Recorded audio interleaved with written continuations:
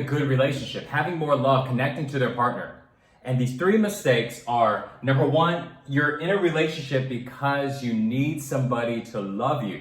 Their love deposits are too low. The last one, the third one, is you're unconsciously complaining your problems and to them, thinking that you're communicating. This is my partner, so I need them to know what it is that's going on in my life. I'm gonna dive into the first one. So what does that mean when it means you're looking for someone to love you? So basically that means is that your source is not inside of yourself. You got to be able to get the source inside of yourself. You got to be able to feel your love, because if you can't feel love, you can't do two other things. And the two other things is you can't receive love from somebody. You literally can't receive love from somebody. Somebody can be giving you love. They're not just telling you that they love you, but there's energy coming towards you and you can't feel it. You literally can't feel it because you don't have this mechanism of love that's inside of you for you to be able to experience it.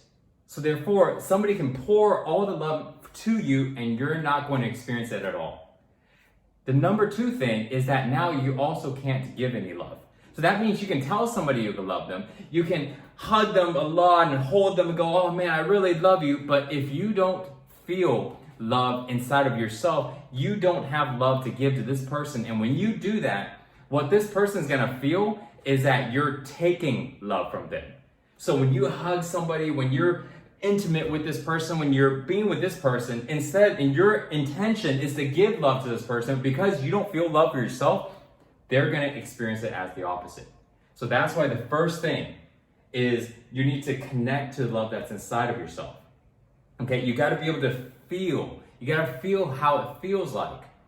And when you're in love, it doesn't feel very tense. It doesn't feel very scary. It's not fearful. There's a softness to it. There's a surrender to it.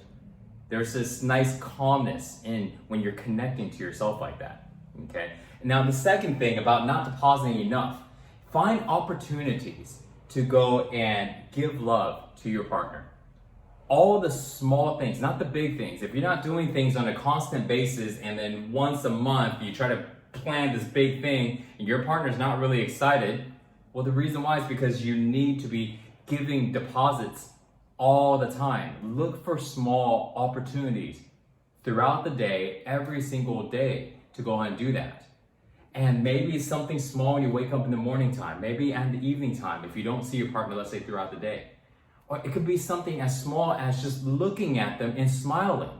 Something so small. You're doing work, they're doing work, you look at them, you smile, you blow a little kiss, and that's it. Then you're off doing something else. It could be something as simple as that. You can go and come and just give them a glass of water. Hey, honey, I thought you might have been thirsty. Or hey, let me just share this with you, and then that's it. It's not about dedicating all this love and intention all the time, because not everybody has that time. We all have individual lives. It's important to constantly be depositing these small deposits. So this way there's always this connection of energy between you. That's how two people are able to build this strong connection of love. Now, this third thing is unconsciously complaining. So a lot of people, when they think about communicating, they're thinking, I'm gonna go ahead and tell my partner everything. I'm gonna be open to them, I'm gonna be vulnerable to them, and what they could end up doing is unconsciously complaining. So what that means is you're not just letting them know what's happening. You're not just letting them know your emotions. You're venting.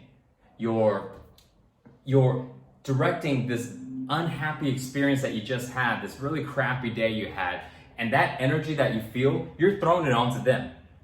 So here's an example of that. If you were to go and let them know that you had a really tough day, you may go, hey, I had a really tough day today. This thing happened, and I felt really upset. It was really tough. And so this way, you just let them know what's happening. Now, when you're unconsciously complaining, that means you are actually not being aware of the energy that you are directing to them. That means the tonality and the way that you're speaking. The volume, the tonality, the facial expressions, the words, you're unconscious of it. You're telling them, hey, how was your day? Oh my God, let me tell you about my day. This person had the nerve to say this to me, and then I did this, and guess what they did? They did this and this and this and this. You're telling them, and they're receiving this energy from you. And so therefore, what happens is that energy that you threw at them doesn't feel good, it's gonna come right back to you. Why? Because all this you just gave it to them, And you're like, oh man, yeah, I feel so much better because I just vented. Now this person's carrying on to that energy. Now that energy is gonna come back to you. And it'll come back to you and maybe in a different way. But suddenly you're wondering why. Oh, why are they being so upset about something random? What you don't realize is that you're unconsciously doing that to them. And so what you want to do, if you have a certain type of partner that's actually really, really good and holding the container, that means not receiving this energy, and really good at holding the container and allowing you to go and vent and allowing you to go and complain, great, then go ahead. But if your partner isn't that type of person, then just communicate with them consciously. That means being aware that the energy that you're directing to this person is as loving as possible, even though you may have had a really tough day. Now, I'm using tough days as an example because if it was a really great day, this conversation here wouldn't be relevant, okay? It would be all good. But in those tough days to where you want to connect and you want to share, make sure you're doing it consciously because you're directing energy at this person, okay? And then what do you do when you need to go and release it? Well, you find other methods to go and release it. You know, you find ways to go and release it in your body. You go and exercise, you go and do some type of practice. Maybe you have certain friends, or maybe you have a therapist or a counselor, or maybe you have somebody else that you can actually share that is really good and prepared to receive that from you, because they know how to block this energy and to listen to what you're saying, but not have your energy influence them. You know, that's what they do.